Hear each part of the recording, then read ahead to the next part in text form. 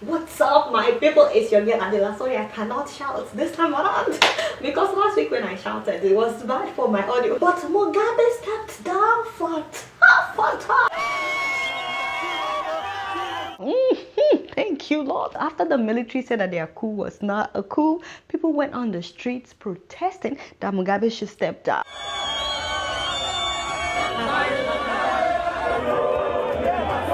I'm here because I want Mugabe to go. He must go. He must go. We will not write the exams until Mugabe steps down. We will not continue being oppressed by one person. This is not Mugabe dynasty. This is Zimbabwe, not Mugabe. Ooh, Fata! Did you guys see hundreds of thousands of people on the streets of Harare and the military were with the protesters? I'm like, kudos to the Zimbabwean army. Yes, you know, do well. I did not know that Zimbabweans can protest like this. You know, where have you been for 37 years? Haba, my brothers and sisters. And then whoever came up with this placard, this one, I mean, bless you, bless your soul. You know, leadership is not sexually transmitted. Amen, somebody. I thought it was wonderful that the protest was broadcasted on national TV. So Mugabe and Grace saw the whole thing. I wonder how they felt, you know. Anyway, now after the protest, Mugabe addressed the nation and people were actually expecting him to step down, but he basically said no. I'm like, the devil is a liar, a big fat liar. How can you not step down after people made it clear that no longer want you? Is 37 years not enough? Is it not enough? And then their youngest son, the 21-year-old, wrote on Facebook that his father cannot be impeached. I'm like, hey, as in, yeah, but can you imagine? They were practically begging this man left and right to step down. The presidents of Zambia, of South Africa, of Angola. It was just like Yaya Jammeh of Gambia, you know. Instead of resigning, Mugabe was doing like this, doing like this. It's doing like this. It's doing like this. Stop it. This is a serious issue. What is wrong with you? Anyway, so the lawmakers decided to proceed with his impeachment and Mugabe had no option. Whew, Fata. That moment, that particular moment when the speaker read his resignation letter. I, Robert Gabriel Mugabe, hereby formally tender my resignation with immediate effect.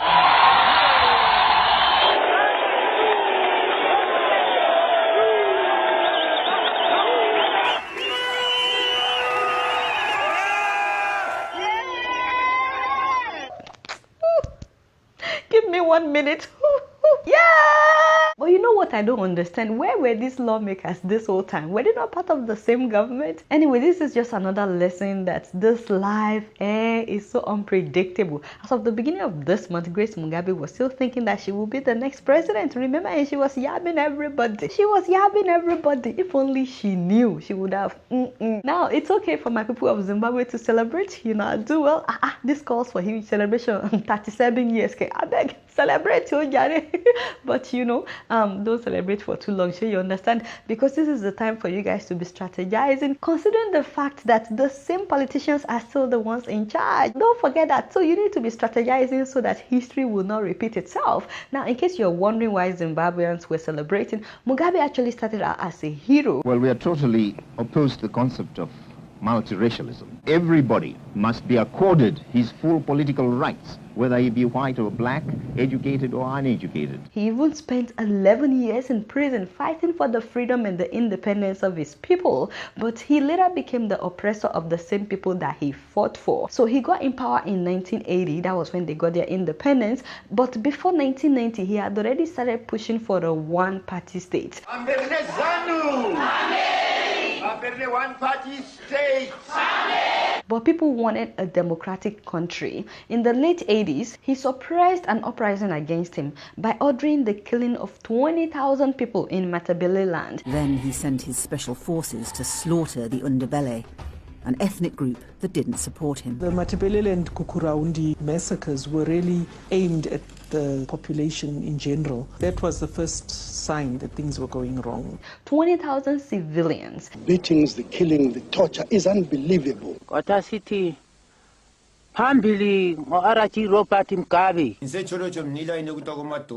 of course, that made everyone afraid of him. And by 1990, he made sure that his party, the ruling party, occupied 116 out of 120 elected seats. So he practically made Zimbabwe a one-party state. I mean, whenever they talk about Zimbabwe, how many parties do you know apart from ZANU-PF? So people believe that he started rigging election after election to the point where they were finding names of dead people on the ballot paper. And of course, there was no freedom of press. Journalists were being harassed, they were being censored, some of them were jailed. And then he drove a lot of people from their lands. And I'm not talking about the white people that were attacked or killed in the name of getting back the land for black Zimbabweans. No, I'm talking about driving out black Zimbabweans so that he and his wife could use the land. Now that's crazy. That's crazy because he actually said that he was fighting for the same black people in Zimbabwe. Now he and his wife own major farms. These are big farms, including wildlife preservations and plantations up to 16,000 acres. He and his allies now own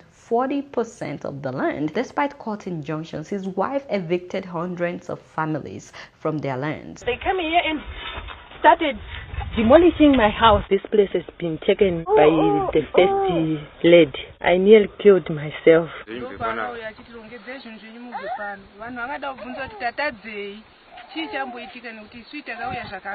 Law is only being applied to us the poor, not the elite, like Gracie and her husband. That is really, really sad. It's so interesting because 15 years after driving out the white farmers, he wanted them back. And as a matter of fact, he brought back some of them. Questions have surrounded Zimbabwe's land reform program since day one, from how the land was acquired, whom it was given to, and how productive they've been. Farms deemed to be of strategic economic importance will be allowed to remain in the hands of white farmers. People say that a lot of the black farmers who were given the land didn't know how to cultivate it. I'm not sure why they didn't teach them how to cultivate the land, but all I know is that Zimbabwe used to be referred to as the breadbasket of Africa because they were producing so much food to the point where they had more than enough and they were exporting out food to other countries, and that food exportation accounted for 40% of their foreign currency earnings. As of 2015, it is estimated that Zimbabwe has lost about $12 billion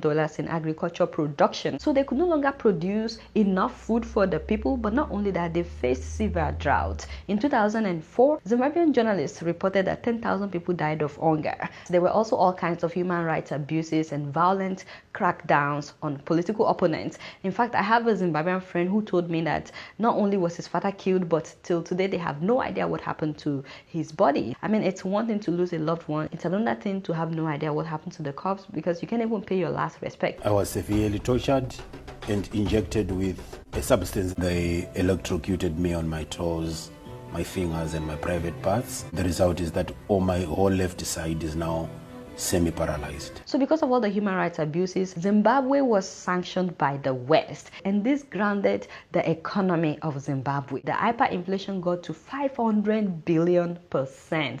I can't even process that. So then Mugabe ordered the printing of big currencies like millions, billions, and even $1 trillion notes. That meant nothing. For you to get $5, you needed 100 trillion Zimbabwean dollars, and that could only buy you 2 loaves of bread. You know, everybody became a billionaire overnight in Zimbabwe, including little kids. But then the money was worthless. One shirt was being sold for $2.7 billion. I mean, that's almost $3 billion for one shirt. 3 eggs were being sold for $100 billion. And then when you go to the restaurant to eat, you would need like big cash like this. You would need this kind of cash just to pay for one meal. I was once a trillionaire. Forbes magazine didn't recognize me as a trillionaire. My trillions couldn't buy even a loaf of bread. The money became worthless to the point that people were using it as toilet paper. I'm not even kidding. I'm not joking, because public toilets, they had to start posting notices that please stop flushing the Zimbabwean dollar in our toilet. It was so bad that they actually stopped spending their own money, their own currency, that they started spending other people's currencies. There was a time they were spending Botswana pula and then South African rand. They spent Indian rupee, the euro, pound sterling, Chinese yen, Australian Australian dollars, American dollars, all in one country. Later on, people were only allowed to withdraw only $50 a day. Imagine. So some people literally had to sleep in front of the bank waiting for another day, because if you needed $200, you would have to wait for 4 days to get it. So people were like, why even go home? Why not just stay? Just camp in front of the bank. Needless to say, Zimbabweans were scattered all over the world. Now, Nigerians are also scattered everywhere, This is not just Zimbabweans, but for a country of 16 million people, it meant a lot to them. People are scattered all over the world. The word family doesn't mean anything to us anymore, and they only see each other on the internet. Wow. Now, despite all this, Mugabe's family lived in opulence. Now, this is the car that their 25-year-old son was driving to school in Dubai. Keep in mind, he posted this picture on his own Instagram page. The guy travels in a private jet, and inside the jet is gold. He also posted his $14,000 pair of trainers, as in $14,000. And of course, his younger brother was showing off his $60,000 wristwatch, the one that he poured champagne on. Yes, he made a video of it. But it wasn't just Mugabe's children that were living the big life. Mugabe's brothers, their children, were also showing off their wealthy lifestyle on social media. And of course, Mugabe's wife was nicknamed Gucci Grace because she became really popular for shopping at designer stores, buying really expensive stuff. Grace Mugabe loves diamonds, to the point where there was a time she sued a Lebanese man who failed to deliver her 100-carat diamond ring, which she paid $1.3 million for. Ring, 1.3 million US dollars, not Zimbabwean dollars. So, and that's just one of several rings. She bought 12 diamond rings, 62 pairs of Ferragamo shoes, and a $100,000 Rolex watch. And of course, she has mansions. There's one of them that she called Graceland, and this is different from where she lives with Mugabe. She has her own mansions, and of course, she has a big dairy farm. And as you guys know, Grace has a 33-year-old son with her ex-husband, whom she was still married to when she became Mugabe's mistress. Yes, that's a story for another day. Mugabe was also married at the time to a Ghanaian woman, by the way, whom a lot of people actually respected. Now, that son that Grace had for her ex-husband also posted videos and pictures of his 2 Rolls-Royce custom-made limousines, which he reportedly bought with $5 million. And as you guys know, every year they were spending millions of dollars on Mugabe's birthday party. Now, what I don't understand is how all of this can be happening under your roof while your people are suffering, but then you will go to the UN and abuse everybody else. I don't get it. In any case, huge kudos to the Zimbabwean army for making this a bloodless coup. I mean, seriously, we so much appreciate that, even though they said it wasn't a coup. Now, keep in mind that the new president has ties with the military, and I'm just hoping that he would not use the military to oppress the people. It is very important that Zimbabweans make sure that they don't allow themselves to be in this situation again. I mean, if your next president is misbehaving, please do not wait for another 37 years. 37 years is it is too long.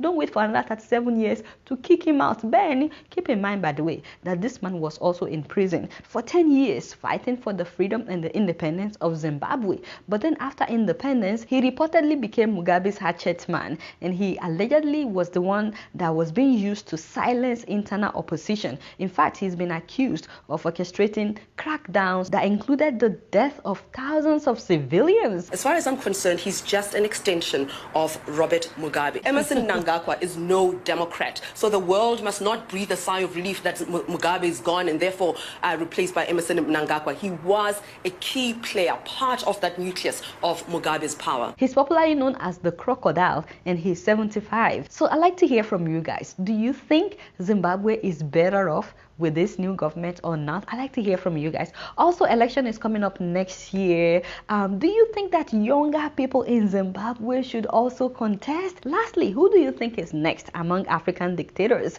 I mean, Theodore Obiang of Equatorial Guinea has been president now for 38 years. 38 years. And Paul Biya of Cameroon, 35 years. Denis Nguyenso of Congo Brazzaville, 33 years. Museveni of Uganda, 32 years. And of course, the Nyansigbe family family in Togo, 50 years. 50 years. The list goes on and on. And let's not forget about the Democratic Republic of Congo and Burundi and also Rwanda. By the way, whenever I talk about Paul Kagame of Rwanda, some people start having issues. I'd like to hear from you guys. Do you think Kagame should also step down or not? Tell me, who do you think is next? Once again, congratulations to the people of Zimbabwe. Finally, me and Colin can visit. Who get ready to go to Zimbabwe? My Zimbabwe. We are coming to Zimbabwe live and direct. You guys know I don't know much. Guess what? I'm just keeping it real.